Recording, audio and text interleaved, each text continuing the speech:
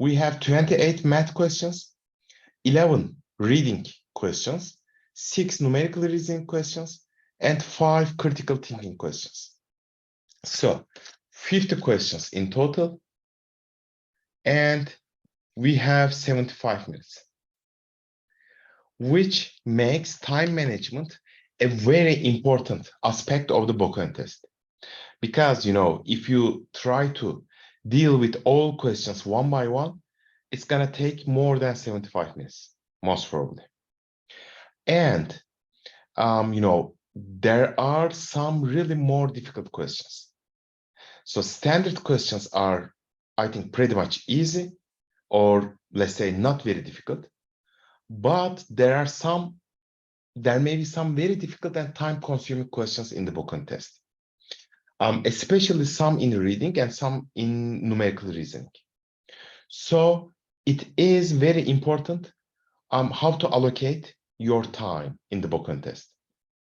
Last year, I was telling my students that, also it is in my exam tactics video as well, start with math and critical thinking, because critical thinking is also not very difficult. We can say that it is one of the easier parts. So I was telling my students that, to start with mathematics and critical thinking. I was saying that in the first round, do these. But don't spend too much time on a single question, I was saying. Also, there are 5 critical thinking questions. I was saying like all 5 are easy. Then do numerical reasoning and reading. This year, it is completely not possible, because you see the questions 3 by 3, let's say Q1, Q2, Q3 in a single page. When you skip this page, answered or unanswered, you cannot go back. So when we skip here, we can never see Q1, Q2, Q3 again. So therefore, last year's tactic is completely not possible this year. So that's very important, because now time allocation is even more important. Why? Because the questions are not in an order like first you have math questions, then critical thinking questions. You don't have an order like this. All right. So it is very important to know what you are gonna skip. All right. And if you spend too much time on a single question, like 5 or 10 minutes, whatever, then there's a danger like you can miss, let's say, 5 or 10 questions at the end. Now, the questions are in a random order. You can have the most difficult math question, and you can have the easiest math question at the initial phases, or you can have the most time-consuming numerical reasoning question at the beginning. All right. Therefore, having a grasp of the questions is very, very important. Okay.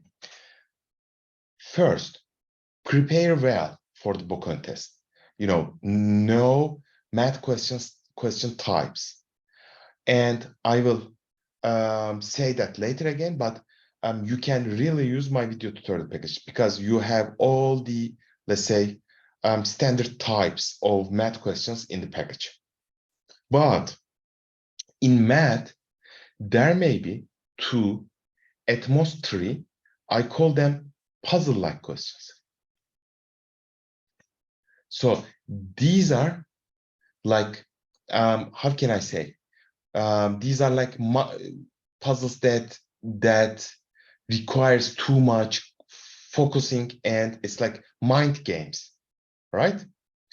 So therefore, if you don't feel comfortable with those questions, you can skip them. If you feel like you will spend too much time, we can sacrifice those two. Maybe 2 or 3 is maybe too much. Let's say 1 or 3, 2. You can sacrifice those 2 math questions. But I tell you again, if you skip ordinary math questions, ordinary easy math questions, it's not good. So I say these things very carefully. So please know the question types beforehand. And when you know many question types in the Bocconi test, you will immediately recognize these puzzle-like questions.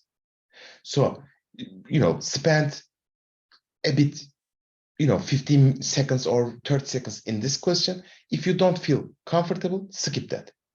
You will understand what I mean, if you study well with the math questions. All right? If you study properly, you will, let's say, do very well in the remaining 26 questions. And I think almost all types, maybe there are not some, I don't know, but most of them, those types are in my video tutorial package and in the mock exams included in the package. So this is what I'm gonna say about math.